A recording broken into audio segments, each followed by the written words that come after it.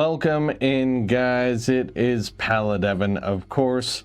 Hey, we've been doing this YouTube thing for a while, so y'all know what to do. If you're liking the content, remember to like, subscribe, and tag that bell for notifications so that you can stay up to date with everything going on in my little world. And let's get to it. Alright, guys. Here we are. God, the first 3 months of the year done already. Oh, and I messed with this. What'd I do? I smacked it with my hands. That's what I did. Guys, we've been playing some games, and believe it or not, a lot of them are replays. You guys knew that. No, I want to talk about some of what I have been playing. A couple of them are replays in here, but in large part, a lot of these are new games. And as you guys saw from the thumbnail, we do have a new system in the collection, baby. We have a Switch 2 to pair with our ever so gorgeous Steam Deck over there. And I am going to talk about a few games that I have played on Switch 2, of course, because, you know, it's the new toy. You gotta mess with it a little bit, right? Okay. Guys, let's rip the Band-Aid right off. Let's do it right now. You guys already saw the Steam Deck review go up for it. Y'all know I am a huge fan. I have had trouble playing other games because of Resident Evil 9. Resident Evil Requiem with Grace Ashcroft and Leon Kennedy. The game is awesome. I've beaten it so many times. I pulled the platinum over on PlayStation. I have just some collectathon stuff left to do on Steam before I have the 100% there. Over on the Switch 2, I've been having some fun. I just unlocked infinite ammo with a no heal run and a no blood collecting run. So I'm having a little bit of fun in Raccoon City, as you're seeing, of course, dealing with that spider. But man, the game runs great everywhere. I've been able to mess with, you know, lossless scaling and different things. I don't want to go into too much depth because I was doing a lot of tinkering on the Steam Deck. I'm actually really surprised. Not many frame rate drops on the Switch 2. And then, of course, PlayStation 5 and just native PC crush it. There will be a point where I'm sure I will get the game on Xbox. My sister has already made mention that she's probably going to get it for me over there. So I'll be able to have a blast getting the achievements on that side of the fence as well. Oh, guys, the game is so awesome, man. It's just, in my opinion, there are only a couple of parts where pacing kind of gets jumbled. A lot of people are gonna say the same thing who've played the game a lot. Obviously, the introductory sequence, walking around as Grace, before, you know, business picks up, and then the orphanage section. But I've noticed in a lot of the Resident Evil remakes, or at least in 2 Make, there was a downtime section as well. In 3 Make, the Carlos sections I personally don't think are really slow paced, and of course in 4 Make, the bit with Ashley is definitely not if you are on a high difficulty. So yeah, it's, you know, the orphanage is forgivable. It's a lore component, so you just run through it. Now there are modders out there who've deleted these 2 sections from the game. That's just not really my style, but I understand. But again, guys, I haven't only been playing Resident Evil Requiem. I have been playing Mario Kart World. Oh, Noisy and I picked this one up. We ran through every Grand Prix in the game, duking it out. There's all kinds of fun new mechanics that you gotta really you gotta learn. I mean, of course, the classic stuff is still there. Item management, drifting, you know, getting your boost that way. But now there's just being able to idle a little bit so that you can get a jump and you can grind around and things like that. I have used my back camera in this game more than any Mario Kart ever, only because, my God, there's 24 racers out here. As you see, like, I'm running through right now a 24-man race where you get knocked out on every chain. So like it's kind of King of the Ring elimination style. I'm loving the game. I really am. I'm not surprised that I am. I am a huge fan of Mario Kart. I have put the miles in all of them. Mario Kart 7 was kind of the one that did it. Because, you know, when you're younger, guys, I was surrounded by like WWF, No Mercy, and GoldenEye and stuff. So Mario 64 wasn't as big to me. And I did miss the train on Double Dash, which is sad because, man, some of the levels in Double Dash and some of the footage I have seen from it, that one looks incredibly fun.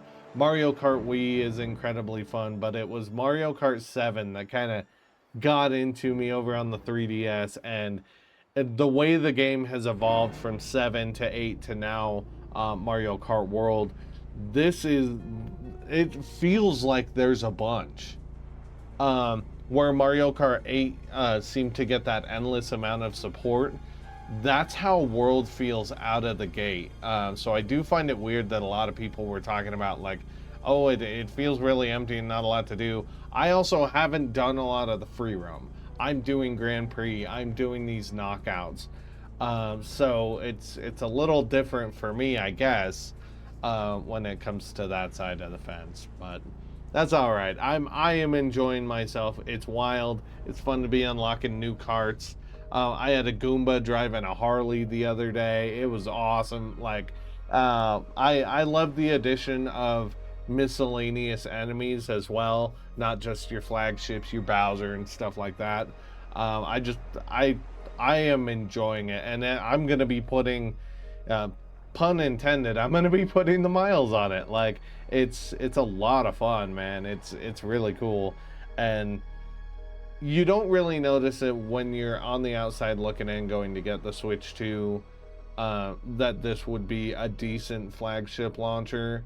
But there was nothing. Like, Donkey Kong wouldn't have done it.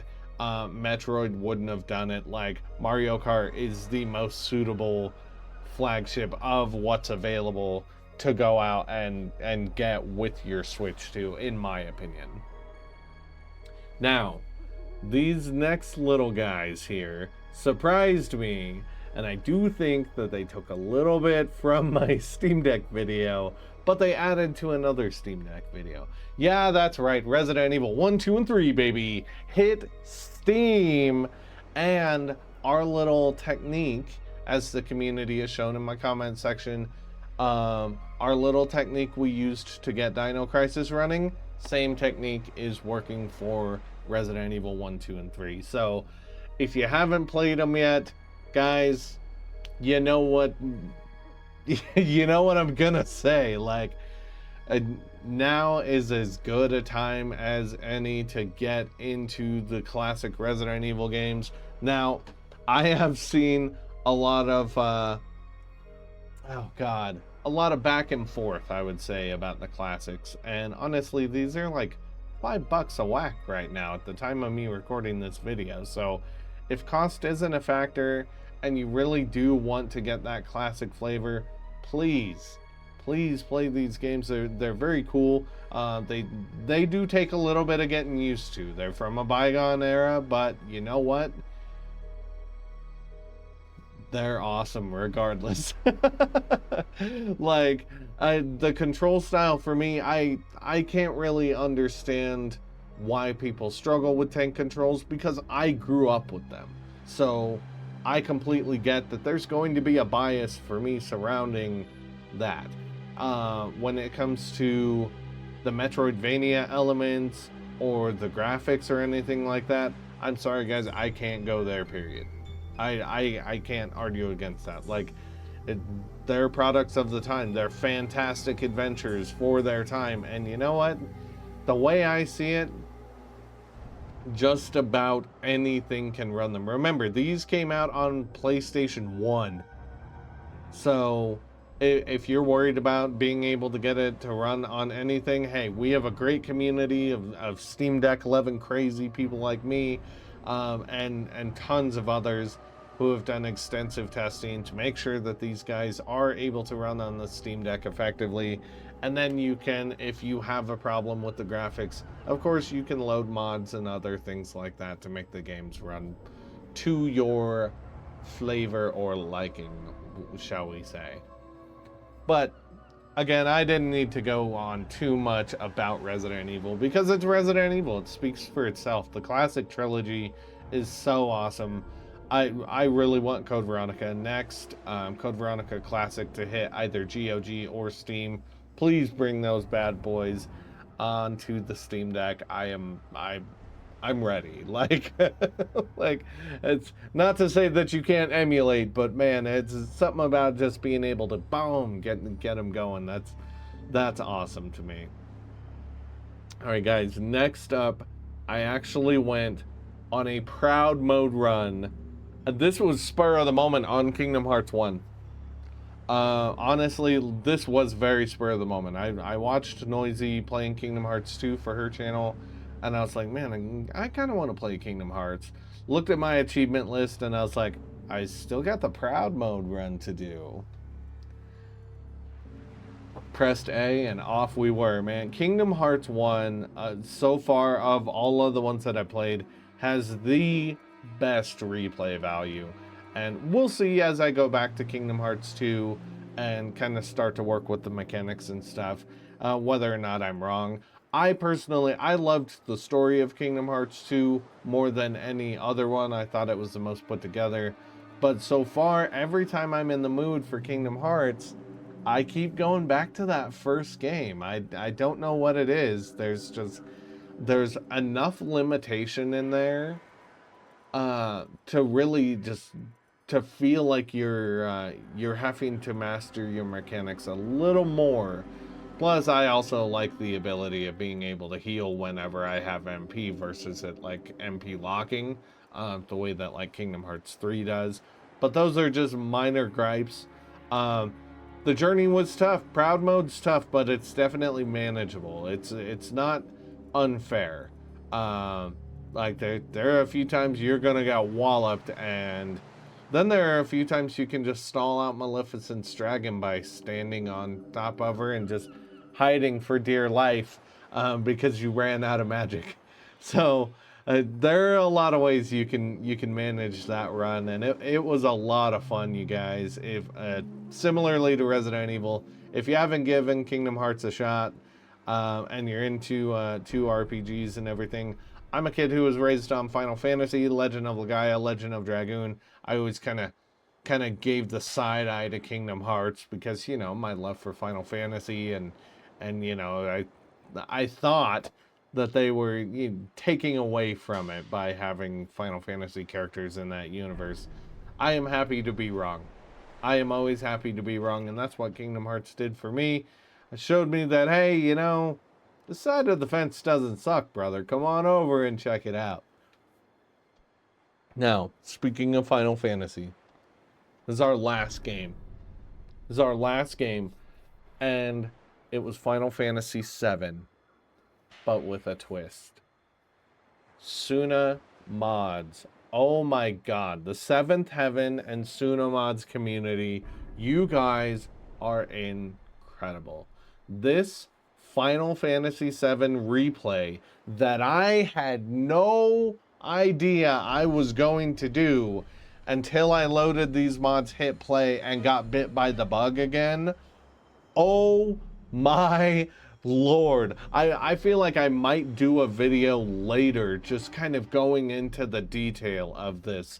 But basically, I used the 2013 version of Final Fantasy VII on Steam with Seventh Heaven and Suna Mods to just kind of inject some new life in one of my favorite video games. Guys, this was awesome.